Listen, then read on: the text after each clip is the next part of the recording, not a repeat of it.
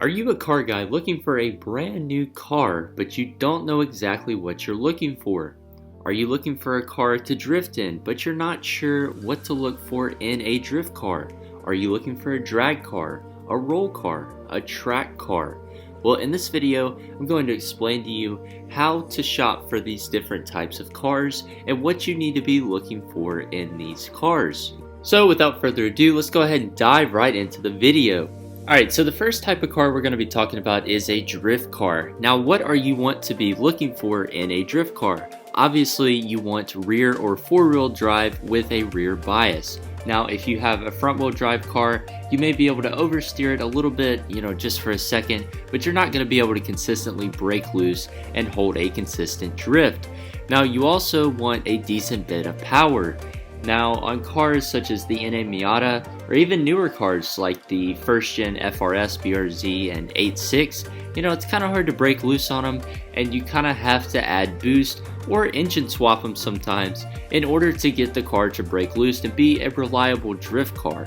And a couple of other things you want to look for are the ability to turn off any kind of electronics in the car, whether that's stability control or limited slip differential, stuff like that, or a car that just doesn't have any of those electronics to begin with.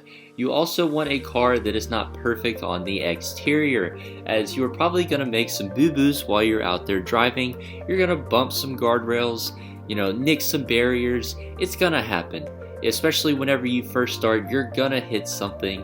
Maybe even if it's not hard, you're gonna scrape a little bit. So it's good to go ahead and buy something that has, a few scratches, something that you're not gonna feel bad about taking out. And if you mess up, it's no big deal. And lastly, for a drift car, I would honestly look for something in a manual, preferably. Maybe that's just me, but I feel like driving with an automatic or trying to drift with an automatic, it'd just be a little difficult trying to get the gearing right and stuff like that. Plus, a lot of the professional drift cars, they get sequentials installed, and eventually, if you really get into drifting, you could get that installed too.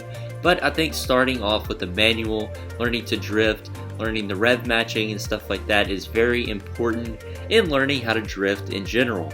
And all of these reasons are why cars such as the C5 Corvette and the 240SX are such popular drift cars, because they embody all of these things and they are just honestly as close as you can get to a perfect drift car.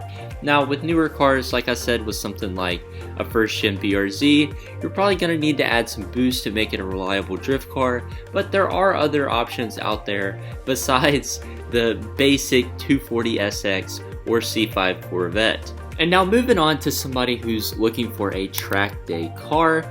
First and foremost, you want something that's going to be reliable under high pressure situations. You don't want a car that's going to break down every weekend that you take it to the track. That's just not going to be any fun. It's going to drain your wallet, and it's going to drain your enthusiasm for track driving in general.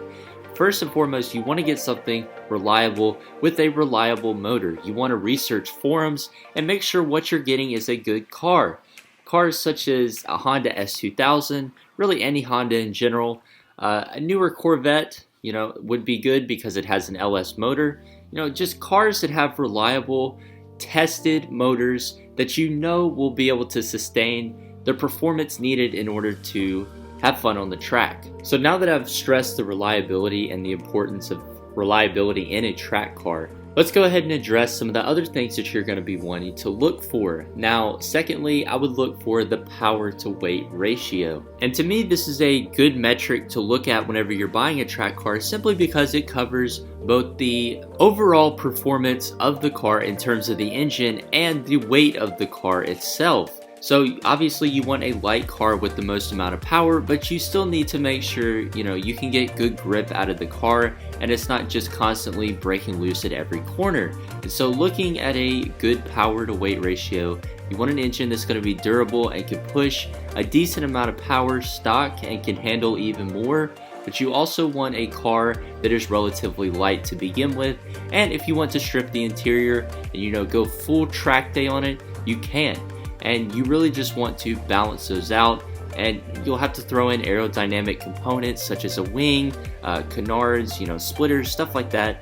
That kind of helps with the downforce and this is getting kind of into the complexity of, building a car for a racetrack. But basically, you want to look at the power to weight ratio. You want a light car with a decent amount of power. And now lastly, I think I would personally want to look at the weight distribution of the car. Now, if you get in something like an S2000 or a BRZ, it's going to have near perfect, 50-50 weight distribution. And I would want to be in something like that on a track compared to maybe something like a Challenger or a Mustang, which may not have as good of a, weight balance in the car from front to rear, but it makes more power. I would rather have something that's more balanced.